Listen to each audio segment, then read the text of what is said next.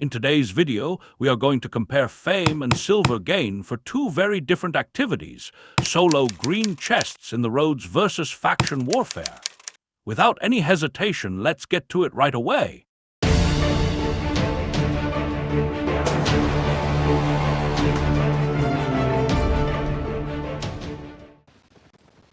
Cosplaying as a regular player with a life, I'm gonna set some rules. Rule number 1. We only engage in bandit assault, which only takes about 2 to 3 times a day each half an hour, unless we die sooner. Rule number 2. We do them for 3 days and compare the fame and silver in the case of just buying crests vs just buying chests. Why bandit assault? Well, because it gives bonus points, in addition to what you've earned in faction points after it's over. And also, if you are an antisocial like me and can't find friends to game with you, bandit assault is the best. Because there is always a big blob that you can be a part of, and because of that you can just take a flat tier 4 and still kill the boss like it's nothing. Both due to him being a spineless wimp compared to other faction bosses, and you guys outnumbering him, like 150 to 1. Not needing an expensive gear is a very convincing argument for doing faction during this 1-hour event, especially for newer players. Let's be honest, they will die at some point, but at that point, they've got enough faction point to afford regearing for 10 times. Talking about gears and builds, here are some options you can take into consideration. Take higher levels if you can afford them and want to look good, but really there is no need and you could lose it, and will lose it 100%. It's a red zone activity after all. Also, there is another build that I personally don't really see the point of, but there is always some of them with the blob. You can take a bear as mount and not flag up, but engage in faction activity and gain nothing, I mean. If you comprehend the rationale behind their actions, please tell me. Honestly, I have no idea what the heck is going on. Best way to do Avalonian roads is to go to Brazilian and use the one-way portal. It throws you in a random road so it could be less crowded, and it's free. Another thing that your journey back ability is much cheaper compared to the instance where you travel through the portals in the black zones. Now rules, we get fame by killing the necessary mobs of the solo green chests that we need to in order to open them and get silver from the chest.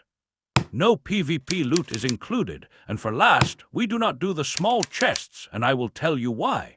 If you don't know what is the difference between a small and common chest is, listen carefully. The size of the chest is how it looks. Here are some images of them. The bigger the chest, stronger the mobs protecting them whence more fame, and more loot inside them. Each size also will show its quality after the last mob protecting it dies.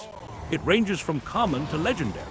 So the small chests are the least valuable chest among all sizes, and naturally considering that we are playing Albion, we know as a fact that it will 100% not worth it. And keep in mind, after all that slot machining, now you have to get lucky and get actual items inside the chest instead of the runes, so basically you have to get lucky. Get lucky again, and after that, get lucky another time in order to get a good loot.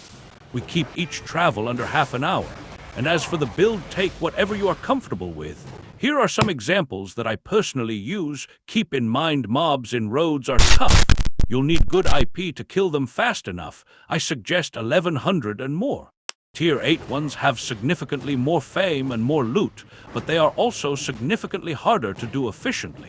And keep this in mind, finding a Tier 8 road is relatively harder, and are usually patrolled by big ganker parties. Sharing part of my experience, if you see a dude walk by and look at you, if you aren't confident in your PvP skills, just journey back and go to another road. Also, they are almost never alone. You are going to get ganked, so always carry invis potions. Pair it with your boot to get away, then mount up. You've watched so far, you must find these kinds of content helpful. Subscribe so you don't miss out on future uploads. We are not monetized, at least not yet. GigaChads support the channel using the link in the pinned comment. Okay, let's see the results. After doing 5 bandit assaults and receiving the weekly report bonus faction points, we were able to get 24 iron campaign chest in Martlock, which translated to 46 tier 4 silver bags, which is equivalent of 460k silver plus 1.57 million loot, which adds up to 2.03 million silvers. And for the fame, we got 13 Tier 8, 26 Tier 7, and 13 Tier 6 fame tomes, which, using math, adds up to 5.85 million fame. Okay, does not seem bad. Now for the roads. First of all, the extra lucky chests are excluded, like this one. And also, loot from killing people doesn't count. We did 2.5 hours of green chests farming, equivalent of 5 bandit assaults, each averaging about half an hour. In this time, we opened 1 medium Tier 4, 16 medium Tier 6, 1 big Tier 6, and 2 big Tier 8 green chests.